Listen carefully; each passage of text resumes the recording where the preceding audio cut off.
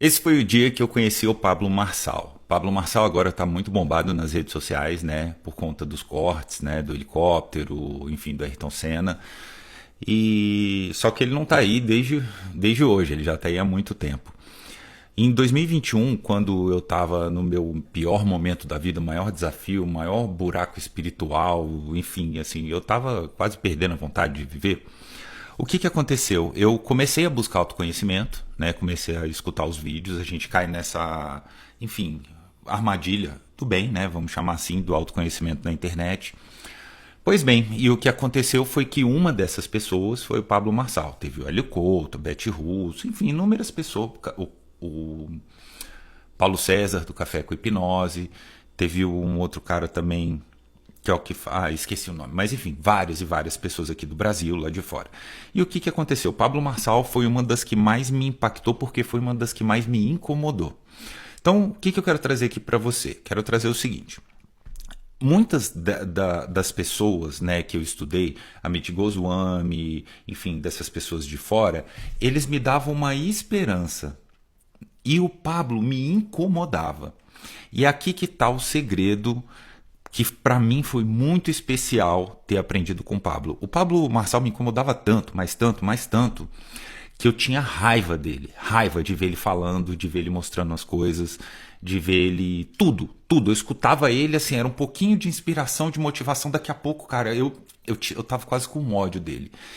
E conforme eu fui entendendo que, na verdade, o que saía da boca dele estava me incomodando, eu só podia curar isso em mim, não nele, que ele tem o mesmo direito divino de abrir a boca e falar o que ele quiser, desde que, obviamente, ele não mande matar ninguém, gente. Estou falando nada disso aqui, tá? Estou falando em termos de falar o que a gente pode fazer com a nossa vida. Mas aquilo me incomodava de um tanto que eu chegava a tremer às vezes. Eu estava numa situação financeira muito frágil, assim, casamento acabando, não conseguia, eu trabalhava, o dinheiro não chegava, e eu escutava aquilo e falava, velho, mas eu tô fazendo tudo, e não é possível que esse cara tenha tanto dinheiro. Eu tinha ciúmes dele, eu tinha ciúmes da prosperidade dele, escambar a quatro, tudo que você conseguia imaginar. Pois bem, aí um dia eu tomei uma decisão, eu falei, cara, é o seguinte, não é possível que Deus permitiu existir um cara desse na Terra,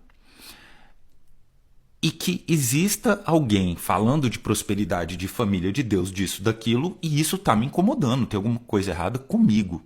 E aí eu fui enfrentar os meus demônios. O que eu fiz? Eu simplesmente peguei, comprei uma das palestras dele, peguei um carro emprestado, que eu já tinha vendido meu carro, foi logo depois da pandemia, na pandemia eu vendi o carro, lá em São Paulo não fazia o menor sentido ter carro no centro ainda, e eu sentei lá na frente do Pablo.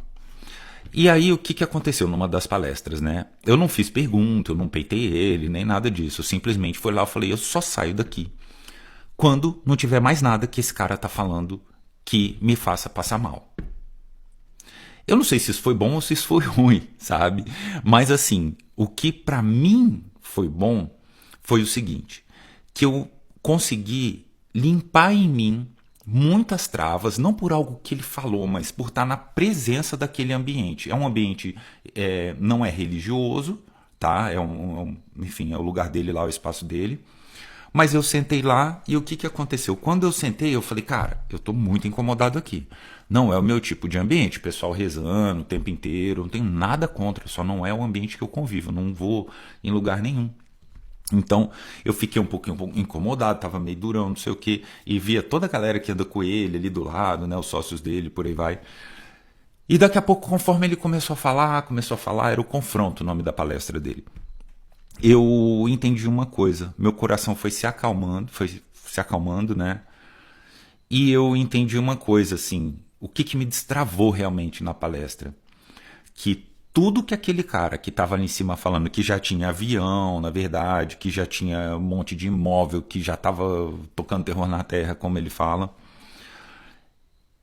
qualquer pessoa podia fazer. O que eu entendi, na verdade, é que ele tem um nível de estar tão destravado com tudo, com tudo, com tudo. E eu falei, eu quero isso também, sabe? Eu não quero ser o Pablo, eu não quero falar igual ele, eu nem entendo das coisas que ele... Eu nunca estudei com tanta Bíblia quanto ele estudou, não sei se eu quero ter a vida dele, cada um na sua, mas assim, eu falei, ele tem uma coisa que me impressionou, liberdade. Liberdade financeira, que ele conquistou, liberdade de abrir a boca e vender o que ele quiser e pode deixar metade do país, sabe, chateada, paciência, fiquem aí com vocês. Ele tem liberdade para cuidar da família dele do jeito que ele acha certo. Ele tem liberdade de fazer o que ele quiser. Quando eu me toquei do tanto que eu tinha travas na minha vida, cara, quantas cagadas financeiras, em negócio, em relacionamento eu fiz porque eu tava preso, sabe, assim, num imbróglio emocional que me fizeram tomar péssimas escolhas na vida. Eu não considero a minha vida ruim, longe disso, mas estou falando se era para estar 50 vezes melhor, ainda chega lá, dá tempo ainda. Mas assim, isso me impressionou e eu falei, isso eu quero. E aí eu entendi uma coisa que eu vinha estudando há muito tempo, que tudo que existe tem luz e sombra. Você, se acontecesse no mundo o que você, o que eu, o que a gente pensa de negativo com relação aos outros, eu falo isso daqui, já falei várias vezes, o mundo estaria ardendo em chamas. Porque o que a gente pensa de merda sobre a gente mesmo já teria se tacado fogo. Sabe, o que a gente pensa de besteira sobre os outros, a gente já teria tacado fogo num monte de gente, a pessoa já teria pegado fogo. Então, assim, o que eu entendi? Que isso que ele fez me fez estar lá na palestra, sentar, ficar ali incomodado com aquele cara falando. Chegou uma hora que eu, caraca, é isso, eu posso fazer o que eu quiser da minha vida. O que eu quiser. E isso me destravou para começar a criar conteúdo. Eu criei conteúdo no YouTube, 70 dias seguidos, no Instagram, tem bastante seguidor lá também. Para mim é bastante, eu fiquei 10 anos tentando abrir a boca e falar alguma coisa, mas pois bem. E eu entendi isso, que assim, todos nós temos esse direito, que já é dado pela própria criação. A gente nasceu, a gente tem o direito de seguir nossa intuição, nosso coração de novo, desde que a gente não faça mal para alguém. Só que esse mal que a gente está fazendo para o outro, pais, amigos, ambientes, sociedades, é óbvio que vai esbarrar também na capacidade da pessoa de entender aquilo como a nossa liberdade, sabe? O que eu quero dizer com isso? O que para o seu pai, para sua mãe, para minha mãe, para os meus avós é considerado algo ruim, para mim às vezes é bom. Meu avô, o dia que eu cheguei lá com um carro de 100 mil reais, na época que eu trabalhava com jogos para celular, isso foi em 2010, ele olhou, e era jogo para celular, então você ganha muito dinheiro, né? Era jogo, não é aposta nem nada disso não, tá? Era joguinho mesmo, assim, de corrida, que eu fiz na época que lançou o iPhone.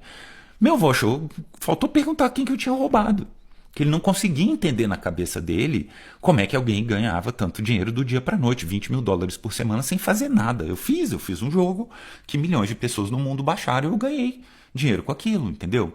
Então, assim, e onde entra o problema? Quando você gasta a sua energia tentando convencer e não respeita o direito do outro de não entender. E aí onde eu vi que eu estava preso no meu avô, eu fiquei 15, 20 anos da minha vida ganhando dinheiro. Eu ganhava dinheiro e eu me sentia mal. Porque meu avô não conseguia entender como eu ganhava aquele dinheiro, entendeu? Trabalhando, cara, ralando, estudando, botando meu empenho, meu esforço, minha hora bunda, sacou? A minha inteligência, minha capacidade de dedicação. E meu avô não conseguia entender e achava que eu, sei lá, que eu estava enganando os outros. Você vê como são as coisas na nossa vida? Isso foi uma das coisas que me destravou aquele dia lá no Pablo Marçal, naquela palestra. O que eu acho do Pablo? Eu acho o seguinte, eu acho que deveriam ter mais pessoas, as pessoas poderiam prestar atenção no que ele realmente fala, tá?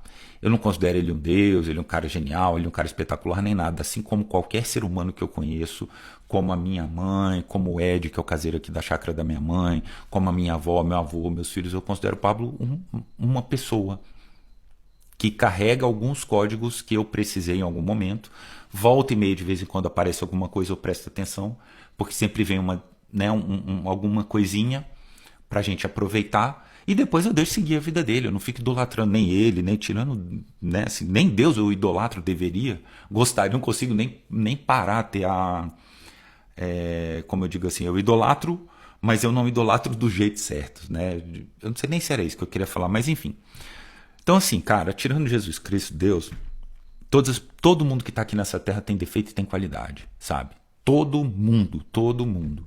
Então, eu acho que o Pablo faz o trabalho dele, milhares de pessoas são, milhões, né, de pessoas são beneficiadas, eu faço o meu, você faz o seu Manuel da padaria faz o dele. Cara, A gente tá aqui é pra isso, sabe?